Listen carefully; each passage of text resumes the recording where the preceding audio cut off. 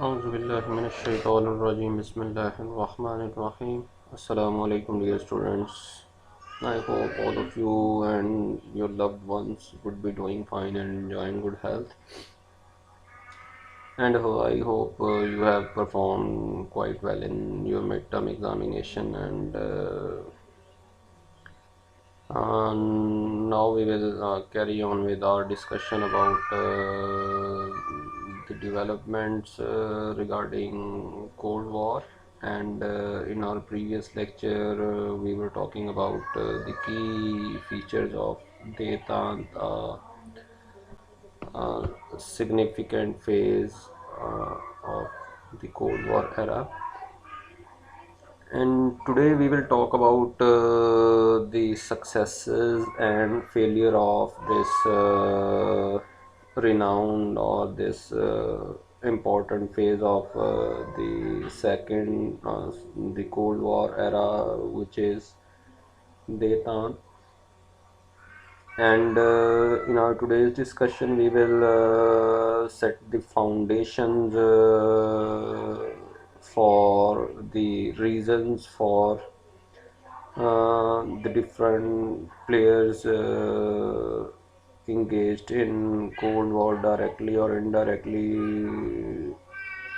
We will try to explore why the different countries got involved in the Detan, and what were the reasons behind those countries for getting into Detan, or the relaxation of tensions in the Cold War era between the former Soviet Union and the United States of America.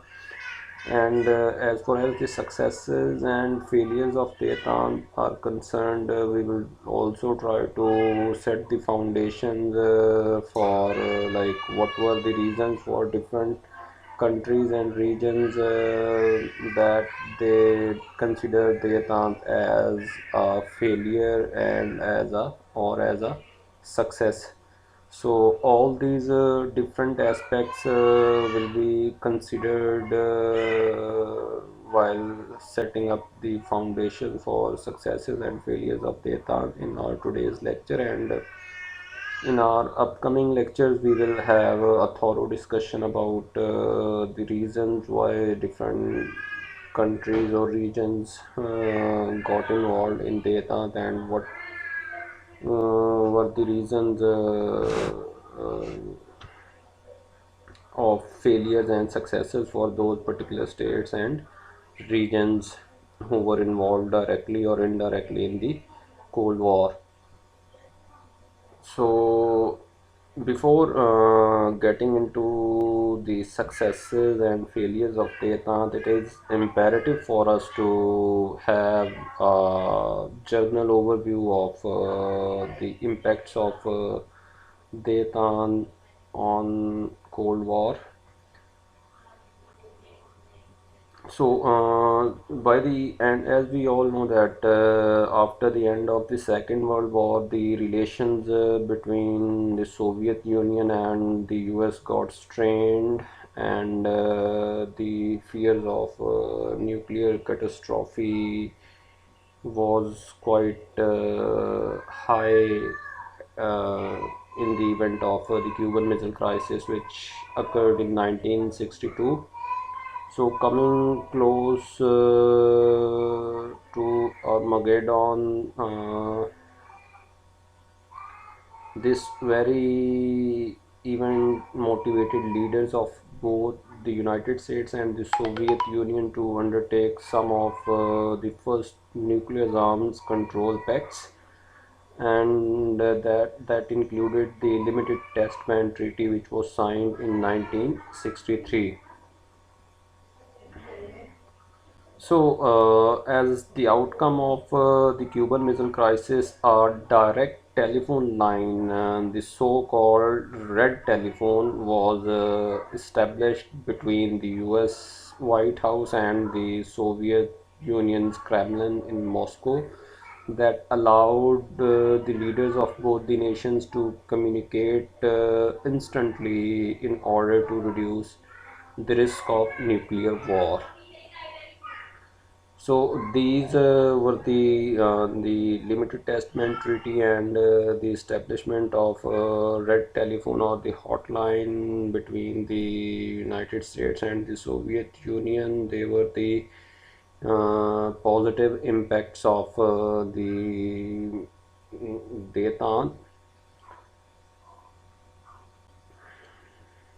But on the other hand, despite the peaceful precedents set by this early act of Detan, rapid escalation of the Vietnam War during the mid of 1960s increased the tensions between the Americans and the Soviets, and they pushed further nuclear arms talks, but all but impossible. So the ongoing nuclear arms talks were halted because of the developments in the Vietnam War in the mid 1960s. So the peaceful process which was initiated in the early years of the Detan, that process got stalled, and the further developments were halted because of the event of the Vietnam War. And by the late 60s, however, both the Soviets and the US governments they realized one big and unavoidable fact about the nuclear arms race, and that was hugely expensive.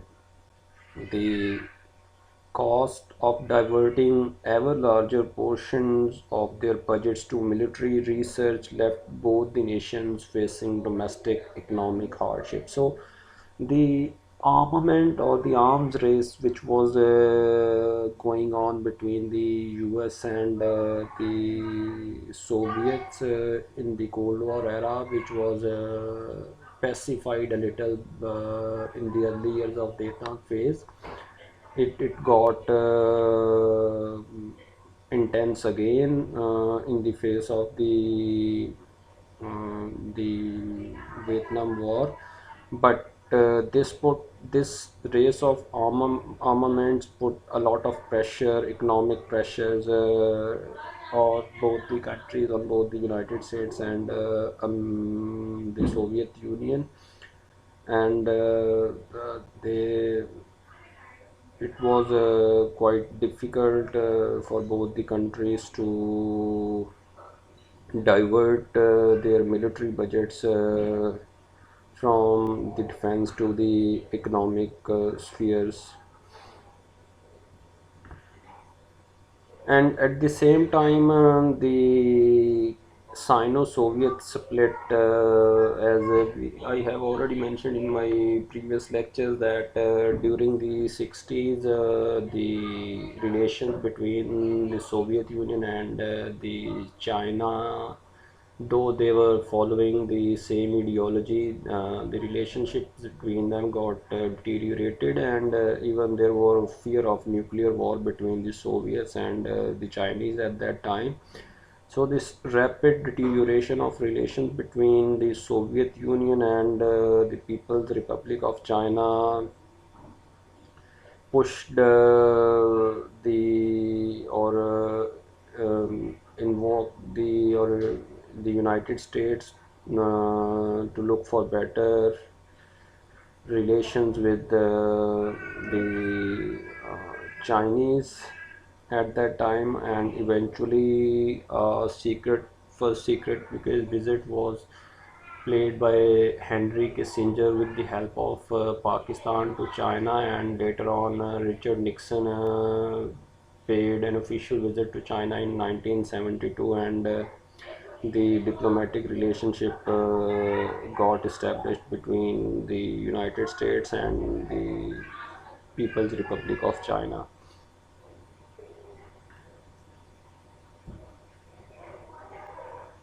And overall, both the United States and the Soviet Union were willing to at least explore the idea of arms control. The late 1960s and the early 1970s developments would see the most productive period of Detente. So now we will move towards the developments of data, which is considered as successes and failures. So first we will talk about the successes made through the phase of in the phase of data, and in the next slide we will have a look at the failures of data. So when we look at the successes achieved or the positives achieved in the era of Detan, um, the reduced tensions between the Soviet Union and the United States of America is the very first positive outcome, as data itself is the relaxation of tensions or the normalization of relations between the conflicting parties. So the first positive outcome of data was the reduced tension between the Soviets and the Americans. And the next positive development which was achieved in through Detente was the nuclear arms reduction. As we just mentioned a few moments ago, that the arms race, especially the nuclear arms race, which was very high during the Cold War era, it got pacified during the phase of Detente. And even in 1962, the Limited Test Ban Treaty was signed between the US and the Soviet Union, and later the Non-Proliferation Treaty was signed in 1968, that reduced the nuclear arms race between both the camps.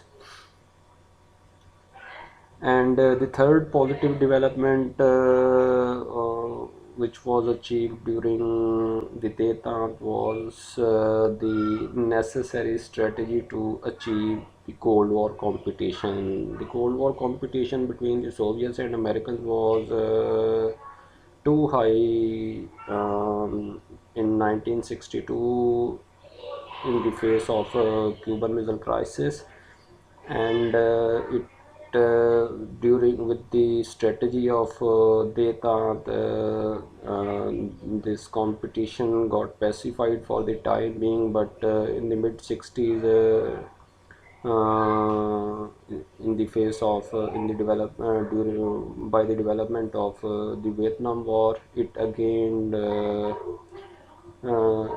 got weak. And um, after the closure of the Vietnam War, the two sides tried to move with this strategy in a comprehensive way again.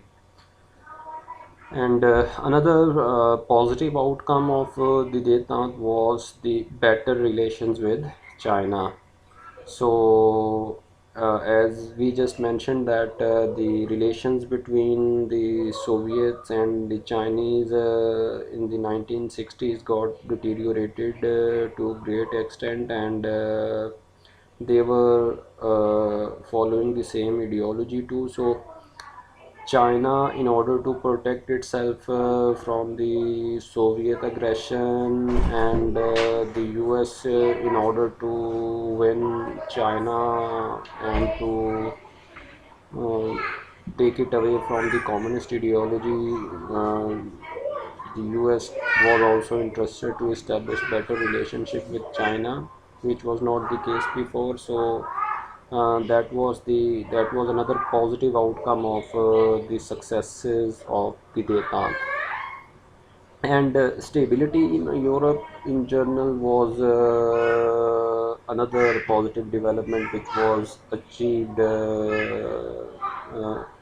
during the Vietnam period, because because of the event of the Cuban Missile Crisis, the whole Europe got cautious about uh,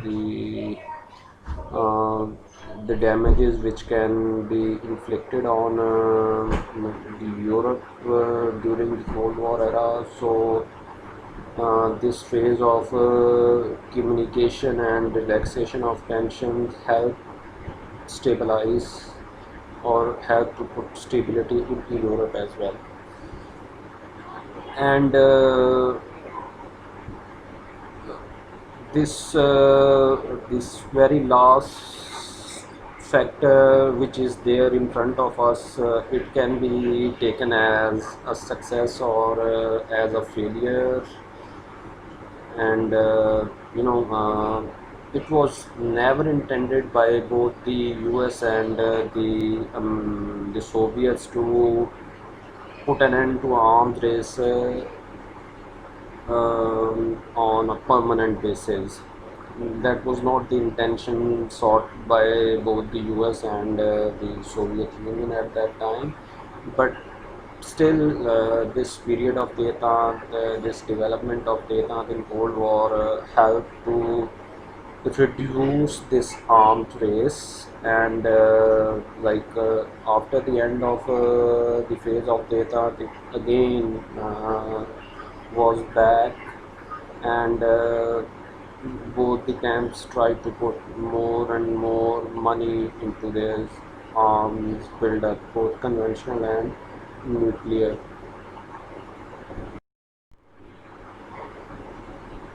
Okay, now we will, after having a brief overview of the successes achieved through data, now we will talk about some of the failures of data. So this can be taken, this first element of allowing USSR to strengthen economy, it can be taken as a failure of or failure. It can be considered as a failure of data by the Americans' point of view. So it is a relative phenomenon. We can say that for the Soviets it was a positive thing, and for the Americans it was a negative development. So but eventually, when the communication started between both the US and the Soviets during the Dayton era, and they tried to put more emphasis on economy and trade, and to reduce their military budgets, or to reduce the armament race which was going on. So that helped the United States to strengthen its economy. And even the Americans felt a bit relief, and for the time being they tried to focus more on their economy rather than putting more and more money into the military adventures which was sought by the Americans overseas at that time. And another failure, again we can relate it into the relative aspect, and the the nuclear parity was achieved with the USA. So both the US and the Soviet Union, they were able to have almost similar stockpiles of nuclear weapons, and they were on the equal footing, because before the start of Dayton phase there was a huge difference between the stockpiles of nuclear weapons of both the United States and the Soviet Union. So that imbalance in the nuclear weapons which was there between the Soviet Union and the United States of America before the um, so and that was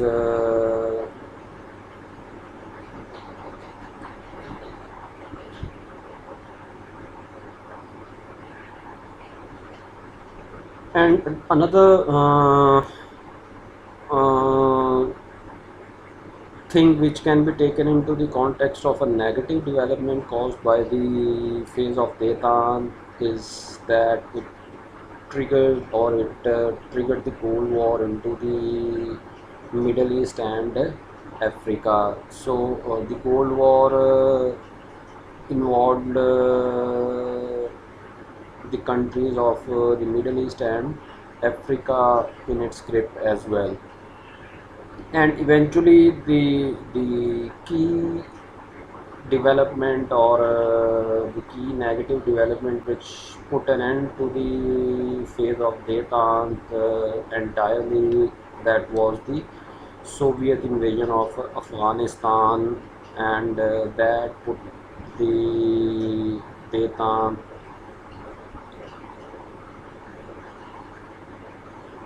to an end, and the arms race which had been pacified during the Detan era uh, got momentum again, and both the blocks got into an arms race after the invasion of Afghanistan by the Soviets. So this is just a brief overview about the failures and successes that were um, made by that were achieved by the phase of Detan, or this very strategy during the 60s and 70s. Uh, but in the upcoming lectures, we will have a thorough discussion about what were the reasons or why different countries favored Detan, or get involved into Detan, and which countries consider various factors as failures or successes achieved through the Detan. So in the upcoming lectures, we will consider both the US and the Soviet Union in particular, and the Chinese and the European continent as and the Africa as a continent. We will bring these five uh, players or actors into our discussion regarding the failures or successes achieved through Detan, and how what were the reasons they had to get involved into this phase of Detan. So that is all about our today's discussion, and in the next lecture we will have thorough discussion about we will continue with this very discussion but in a detailed way. So if you have any queries, please send your questions to me through our WhatsApp group, and I will be quite happy to address your queries. So I hope all of you will have a thorough reading of this lecture, and I hope you would understand it thoroughly as well. So, if you have, I wish all of you to stay safe and healthy. See you next for the next lecture in this week, inshallah. Wish you all the best. Allah Hafiz.